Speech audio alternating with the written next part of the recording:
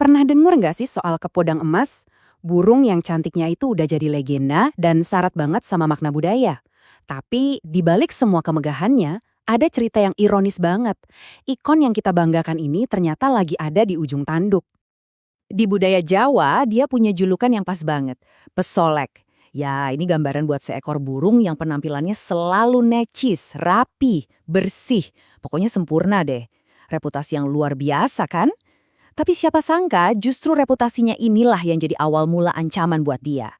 Oke, kita bakal kupas tuntas ceritanya. Kita mulai dari statusnya sebagai maskot Jawa Tengah, terus kita dalemin apa sih makna filosofis di baliknya. Habis itu, kita bakal lihat realita yang jujur aja cukup mengejutkan. Kita cari tahu apa ancamannya, dan yang paling penting, gimana cara kita melindungi warisan yang satu ini. Nah, ini dia nih, sang primadona, kepodang emas, atau nama kerennya Oriolus chinensis. Dia ini fauna maskot resmi Provinsi Jawa Tengah. Dan julukan pesolek tadi itu bukan asal sebut loh. Burung ini emang teliti banget soal penampilan. Selalu tampil rapi, bersih. Kayaknya dia sadar deh sama statusnya sebagai simbol keindahan. Coba deh kita lihat lebih dekat. Panjang tubuhnya sekitar 25 cm. Dibalut warna kuning emas yang bener-bener nyala. Terus kontras banget sama topeng hitam elegan yang membingkai matanya. Bukan cuma tampilannya, suaranya juga istimewa. Bukan sekedar kicauan, tapi merdunya itu loh kayak alunan suling. Di alam, dia juga bukan cuma pajangan. Dia ini petani sekaligus penjaga, bantu menyebar biji, dan mengontrol serangga. Tapi, kepodang emas ini lebih dari sekedar data biologi. Di tanah Jawa, dia tuh udah jadi sesuatu yang jauh lebih besar. Simbol yang terjalin erat banget dalam tradisi dan filosofi hidup masyarakatnya.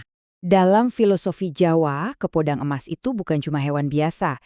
Dia itu cerminan nilai-nilai luhur. Warna emasnya itu simbol kemakmuran. Kebiasaannya yang hidup berpasangan itu lambang keharmonisan dan kesetiaan. Inilah kenapa posisinya begitu dihormati. Pengaruhnya bahkan sampai masuk ritual-ritual yang paling pribadi. Di upacara mitoni, atau 7 bulanan kehamilan, ada kepercayaan kalau sang ibu memakannya, anaknya nanti bakal lahir dengan paras yang rupawan. Kalau dia tiba-tiba muncul di pekarangan rumah, wah, itu pertanda baik, bakal ada rejeki datang. Makanya, jangan heran, dia jadi kelangenan, burung peliharaan kesayangan, dan bahkan di tanah Sunda, dia dipercaya sebagai penolak bala. Luar biasa ya? Nah, disinilah ceritanya berbalik 180 derajat. Di balik semua pemujaan dan simbolisme itu, ada sebuah kenyataan pahit yang harus dihadapi kepodang emas di rumahnya sendiri. Dan inilah paradoks yang paling bikin miris. Di tingkat dunia, lembaga konservasi IUCN bilang statusnya aman atau least concern karena populasinya masih banyak tersebar di Asia. Tapi di Jawa Tengah, rumahnya sendiri, tempat ia jadi simbol, statusnya justru kritis.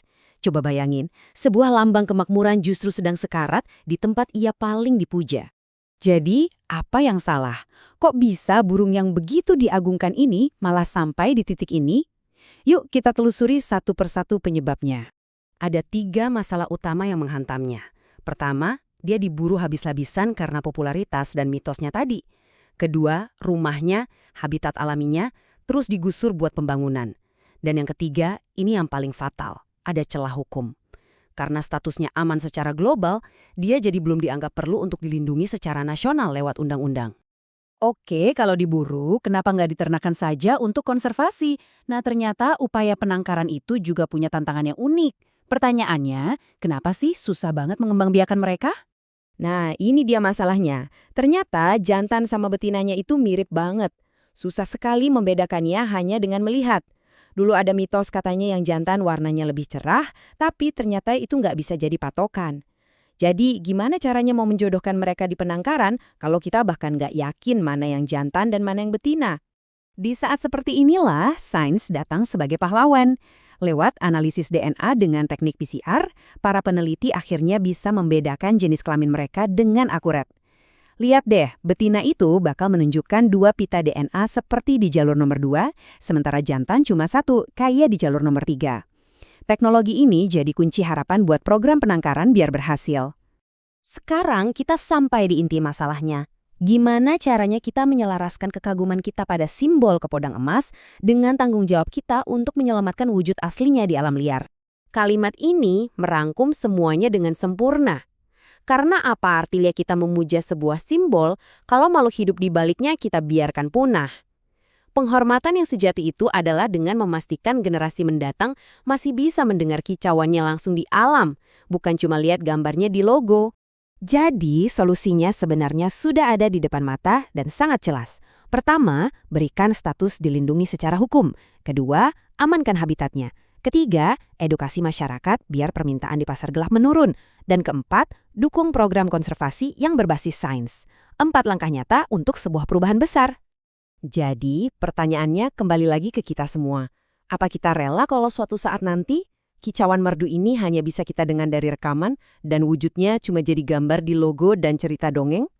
Kepodang Emas ini warisan ganda, warisan budaya, dan warisan alam.